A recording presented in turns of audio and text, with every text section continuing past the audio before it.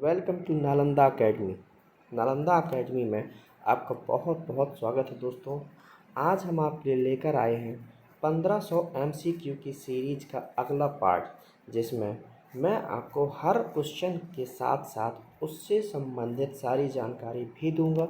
साथ ही आपको इस का PDF जो है वो हमारे टेलीग्राम चैनल यानी नालंदा अकेडमी में प्रोवाइड कर दिया जाएगा और वहां से आप इसे डाउनलोड कर सकते हैं। इसके साथ ही यदि आपने अब तक हमारे चैनल को सब्सक्राइब नहीं किया है तो इसे सब्सक्राइब कर लें और साइड से बने हुए बेल आइकन को भी प्रेस कर दें, ताकि जब भी इस चैनल पर कोई नई वीडियो अपलोड की जाएगी तो उसका नोटिफिकेशन आपको तुरंत प्रोवाइड कर दिया जाए या तुरंत आपको नोटिफिकेशन आ जाए। और यदि आपको वीडियो पसंद आए तो इसे लाइक शेयर सब्सक्राइब जरूर करें। साथ ही दोस्तों, इसे आप अपने दोस्तों के साथ अपने जितने भी ग्रुप हैं व्हाट्सएप, फेसबुक या टेलीग्राम, इंस्टाग्राम, उन सब में से शेयर करें और उनके साथ भी इसे ज़्यादा से ज़्यादा बताएं। तो आज हम 1500 MCQ की सीरीज़ में पढ़ने जा रहे हैं भारत में राज्य व्यवस्था का उदय या वर्ल्ड वाइड राज्य व्यवस्था का उदय, कि कैसे इस राज्य व्यवस्था शब्द का उदय हुआ और कैसे ये वर्ड यहाँ पे आया और कैसे ये स्टार्ट हुआ, है ना। तो आज हम पढ़ेंगे ऑरिजिन ऑफ पॉलिटी यानी राज्य व्यवस्था का उदय। तो चलिए इसे शुरू करते हैं।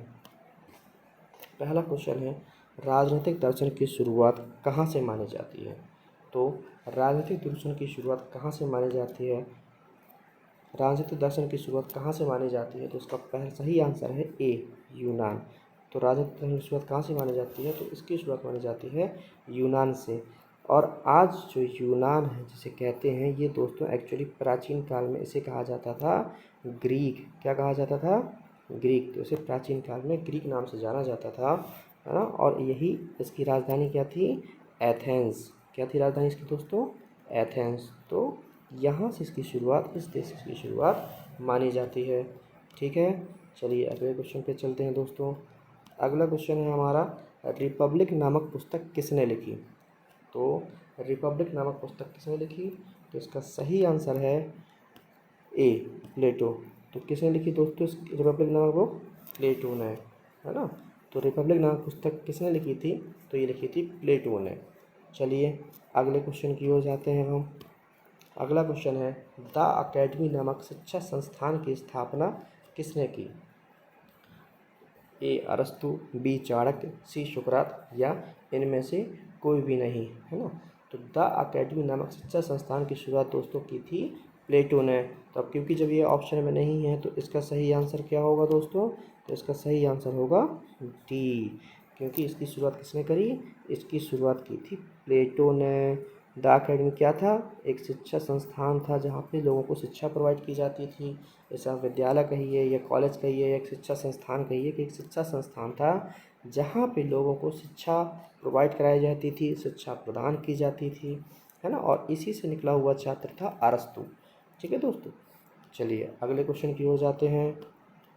अगला क्वेश्चन है, राजनीति विज्ञान का जनक किसे कहा जाता है। तो राजनीति विज्ञान का जनक कहा जाता है अरस्तु को। तो इसका सही आंसर क्या होगा दोस्तों, इसका सही आंसर होगा बी। क्यों कहा जाता है इसका दोस्त को, तो इसने एक बुक लिखी थी दोस्तों जिसका नाम था द पॉलिटिक्स। क्या नाम था वो दोस्तों? The politics. और इसी बुक में इसने डिटेल से बताया था कि राजनीति क्या है, कैसे होनी चाहिए, कैसे देश का शासन होना चाहिए, उस बारे में सब कुछ जिक्र किया था। इसीलिए इसकी जो बुक है, इसके कारण इसे कहा गया, इसे राजनीति विज्ञान का जनक कहा गया। ठीक है, चलिए अगले क्वेश्चन की ओर चलते हैं। अगला क्वेश्चन का आंसर है, अरस्तु ने कौन सी पुस्तक लिखी थी। जैसा कि मैंने आपको भी दोस्तों बताया, अरस्तु ने कौन सी पुस्तक लिखी थी, तो अरस्तु ने पुस्तक लिखी थी पॉलिटिक्स। तो इसका आंसर क्या सही हुआ? सी। तो अरस्तु ने कौन सी पुस्तक लिखी? पॉलिटिक्स। तो सी इसका आंसर सही हुआ। अर्थशास्त्र किसने लिखी थी, तो अर्थशास्त्र लिखी थी कौटिल्य ने। रिपब्लिक किसने लिखी, मैंने आपको बताया, रिपब्लिक लिखी प्लेटो ने, है ना। और पॉलिटिक्स किसने लिखी, पॉलिटिक्स लिखी अरस्तु ने। तो इसका आंसर क्या सही हो गया? सी। चलिए अगला क्वेश्चन देखते हैं। द अकेडमी नामक शिक्षण संस्थान की स्थापना कहाँ की गई थी। तो देखिए, द अकेडमी शिक्षण संस्थान की स्थापना किसने की थी, मैंने अभी आपको बताया किसने की थी, प्लेटो ने। और प्लेटो कहाँ का नागरिक था, तो प्लेटो था उस समय के हिसाब से ग्रीक, है ना, मैंने आपको बताया ना अभी। तो उस समय के हिसाब से ग्रीक का नागरिक था, जो आज के टाइम पे ग्रीस कहलाता है, यूनान कहा गया था, है ना, जिसकी राजधानी क्या है, एथेंस। तो कहाँ का नागरिक था प्लेटो, ग्रीक का। तो इसका क्या आंसर सही होगा, सी। चलिए अगला क्वेश्चन देखते हैं। अरस्तु किसका शिष्य था, तो अरस्तु किसका शिष्य था, तो इसका दोस्तों सही आंसर है प्लेटो। अरस्तु किसका शिष्य था, प्लेटो का। ठीक है, अभी ये पूरा जो क्रम है इनका, ये मैंने आपको लास्ट में स्लाइड में दिखाया हुआ है, वहाँ मैं आपको समझाऊंगा। ठीक है, तो अभी आप इतना समझ लीजिए कि अरस्तु किसका शिष्य था, अरस्तु प्लेटो का शिष्य था। डिटेल में मैं आपको लास्ट स्लाइड में भी सारा समझाऊंगा। चलिए अगला क्वेश्चन देखते हैं। अगला क्वेश्चन है, प्लेटो इनमें से किस देश का नागरिक नहीं था। दोस्तों ध्यान से देखिए, क्वेश्चन कह रहा है कि प्लेटो इनमें से किस देश का नागरिक नहीं था। तो देखिए, यूनान, मैंने आपको बताया कि जो ग्रीक था उसकी राजधानी थी एथेंस, जिसे आधुनिक भाषा में या आधुनिक युग में नाम दिया गया यूनान। और इसी को आज हम किस नाम से जानते हैं, जो यूनान है या जो ग्रीक है यूनान, इसी को पहले क्या कहा जाता था, ग्रीक। इसी को पहले कहा गया था ग्रीक, और बाद में यूनान कहा गया, और इसी को अब हम आज के समय में कहते हैं ग्रीस। ठीक है, जिसकी राजधानी है एथेंस। और ये कहाँ है दोस्तों, मैंने आपको बताया कि ये कहाँ पड़ता है, अपने यूरोप में, है ना। तो ये अपने यूरोप में पड़ता है। तो इसका मतलब क्या हुआ कि यूनान एक ही है, वही ग्रीक है और वही एथेंस है। तो इसका आंसर क्या होगा, डी, स्पेन। ठीक है, यानी ये तीनों नाम जो हैं ये एक ही के हैं। तो सिर्फ और सिर्फ स्पेन जो है इसका आंसर होगा, क्योंकि तीनों एक ही जगह थे। तीन जगह का ही था, वो स्पेन का सदस्य या स्पेन का नागरिक नहीं था। चलिए अगला क्वेश्चन देखते हैं अब हम। स्टेट शब्द का सर्वप्रथम प्रयोग कहाँ किया गया था, स्टेट शब्द का सर्वप्रथम प्रयोग किसने किया था। तो स्टेट शब्द का सर्वप्रथम प्रयोग किसने किया था दोस्तों, तो स्टेट शब्द का सर्वप्रथम प्रयोग किया गया था मैकियावेली के द्वारा। किसके द्वारा दोस्तों, मैकियावेली के द्वारा। तो इसका सही आंसर होगा सी। चलिए अगला क्वेश्चन हम देखते हैं। भारत में राजनीति शास्त्र पर लिखी गई पहली पुस्तक कौन सी है। देखो दोस्तों, जो अब तक हमने पढ़ा वो विश्व में पढ़ा कि विश्व राजनीति में पहले किसने बुक लिखी, कौन इसका पिता कहलाया, किसने कौन सी किताब लिखी, कौन कहाँ से बिलोंग करता था। अब हम बात कर रहे हैं भारत की, कि भारत में राजनीति शास्त्र पर लिखी गई पहली पुस्तक कौन सी थी। तो आप सबको पता होगा कि भारत में अर्थशास्त्र पर यानी राजनीति शास्त्र पर लिखी गई पहली पुस्तक कौन सी है, तो उस बुक का नाम है अर्थशास्त्र। तो इसका सही आंसर क्या होगा, बी। और ये किसने लिखी थी, आप सबको पता है, चाणक्य ने। किसने दोस्तों, चाणक्य ने, है ना, या कौटिल्य ने। तो इसने इस बुक को लिखा था। चलिए अब अगला क्वेश्चन की ओर जाते हैं। तो अगला क्वेश्चन है, अर्थशास्त्र नामक बुक किसने लिखी थी। तो मैंने आपको पहले बता दिया पिछली वीडियो में। तो इसे किसने लिखा था, तो इसे पिछले क्वेश्चन में बताया हुआ है, इसे लिखा था हमारे कौटिल्य साहब ने या चाणक्य ने। तो इसका कौन सा आंसर सही है, इसका ए आंसर सही है। अर्थशास्त्र नामक पुस्तक किसने लिखी, तो कौटिल्य या चाणक्य या विष्णुगुप्त भी इन्हीं को बोलते हैं। क्या बोलते हैं इन्हें, विष्णुगुप्त भी इन्हीं को बोलते हैं। तो इन्होंने भारत की पहली राजनीति शास्त्रीय पुस्तक लिखी। चलिए अगले क्वेश्चन की ओर चलते हैं। भारत का मैकियावेली किसे कहा जाता है, भारत का मैकियावेली किसे कहा जाता है।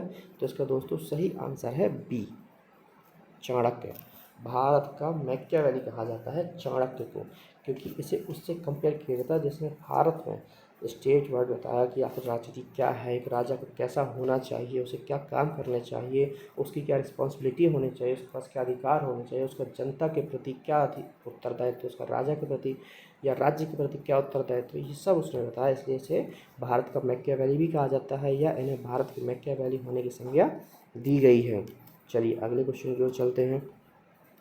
अगला क्वेश्चन है, आधुनिक चाणक्य की संज्ञा किसे दी गई है दोस्तों।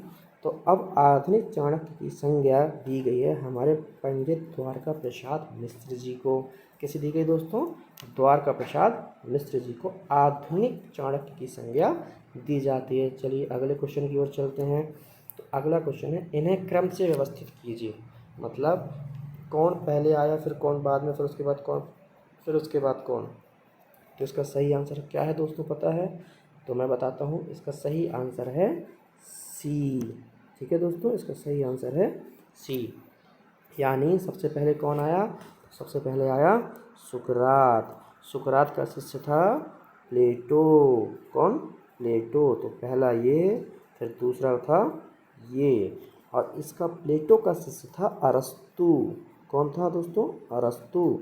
और अरस्तु का शिष्य था सिकंदर, यानी अलेक्जेंडर दी ग्रेट, जिसने विश्व जीता। तो क्या था इसका क्रम दोस्तों? तीसरा चौथा, तीसरा चौथा, और इसके पहला और दूसरा। तो आपका सी ऑप्शन सही हो जाएगा इसमें।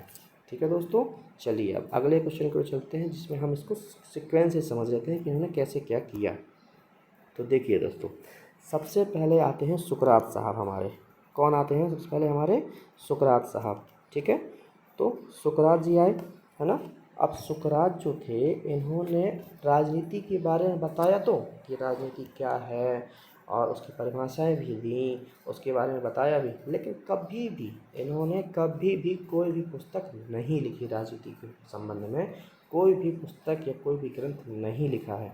तो कभी भी कोई ऑप्शन आए कि राजनीति विज्ञान से संबंधित, चाहे वो रिपब्लिक हो या फिर आपकी पॉलिटिक्स वाली बुक हो, या कुछ भी बुक्स का नाम आता है और उसमें यदि ऑप्शन है सुकरात, तो ये सीधा सीधे गलत हो जाता है। क्योंकि हमें पता है कि सुकरात ने कभी कोई पुस्तक नहीं लिखी। सुकरात ने कभी कोई पुस्तक नहीं लिखी। अब सुकरात का शिष्य था प्लेटो। कौन था दोस्तों? प्लेटो। प्लेटो ने दो काम किए। एक तो क्या किया उसने? एक तो रिपब्लिक नामक पुस्तक लिखी, और दूसरा द अकेडमी नामक एक शिक्षा संस्थान की स्थापना की। क्या क्या किया? तो एक तो रिपब्लिक पुस्तक लिखी, और दूसरा द अकेडमी नामक शिक्षा संस्थान की स्थापना की, जो मैंने आपको बताया ही दिया क्वेश्चन में पहले। अब हुआ क्या कि दोस्तों, जो ये उसने अकेडमी बनाई, द अकेडमी, जो उसने शिक्षा संस्थान बनाया द अकेडमी, इसी में पढ़े बहुत सारे बच्चे। अब होता है ना हर अकेडमी में, कुछ बच्चे बहुत अच्छे निकलते हैं, कुछ बच्चे मीडियम होते हैं, कुछ बच्चे ख़राब होते हैं।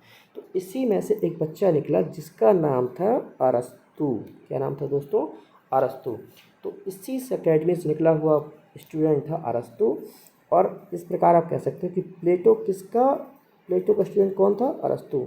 ठीक है, तो सुकरात का शिष्य प्लेटो, प्लेटो का शिष्य अरस्तु। और अरस्तु ने भी दो काम किए। क्या किया? एक तो अरस्तु ने सबसे पहले पॉलिटिक्स की बुक लिखी। ठीक है, पॉलिटिक्स पुस्तक लिखी, द पॉलिटिक्स या पॉलिटिक्स कुछ भी कह दीजिए, ये पुस्तक लिखी। और इस पुस्तक में उसने विस्तारपूर्ण चर्चा की कि राजनीति क्या है, एक राजा को कैसा होना चाहिए, राजा का शासन कैसा होना चाहिए। उसने इन सब बारे में बहुत विस्तृत बताया। और इसी कारण से इसे, क्योंकि इसने ऑफिशियल तरीके से, आधिकारिक रूप से, या एक प्रॉपर वे में पहली बार इस चीज़ों के बारे में विस्तारपूर्वक वर्णन किया। इस कारण से इसे क्या कहा गया दोस्तों? राजनीति का पिता। तो अब आई थिंक आपको समझ में आ गया होगा कि अरस्तु को राजनीति का पिता क्यों कहा गया। क्योंकि इसके पहले जो उसके गुरु थे सुकरात या प्लेटो, सुकरात ने तो कोई बुक लिखी ही नहीं थी, प्लेटो ने लिखी, पर इतना डिटेल्स नहीं बताया। इसने अपनी बुक में हर एक चीज़ का विस्तार पूर्वक वर्णन किया और अच्छे से समझाया, सबके अधिकार और सबके कर्तव्यों का बताया। इस कारण से क्या कहा गया? राजनीति का पिता कहा गया। और सुकरात का शिष्य था सिकंदर। इसके बारे में आपने सुना ही होगा, सिकंदर द ग्रेट, सिकंदर महान, अलेक्जेंडर द ग्रेट, है ना। सिकंदर जिसने पूरे विश्व में विजय हासिल की। किसने क्या किया? इसने पूरे विश्व में विजय हासिल की। तो सिकंदर, इसने विश्व पर विजय हासिल की। और आपको पता होगा, हिस्ट्री का पार्ट है, कि सिकंदर के साथ कौन आया था दोस्तों? सिकंदर के साथ एक कोई और भी भारत आया था, उसका नाम आप मुझे कमेंट सेक्शन में कमेंट करके बताइएगा। आपका ये होमवर्क है कि आपको ये बताना है कि सिकंदर के साथ भारत में कौन आया था, और साथ में उससे रिलेटेड और जो जानकारी भी है आप प्लीज़ कमेंट सेक्शन में लिखिए। मैं आपका नाम कल बताऊँगा उसमें फिर।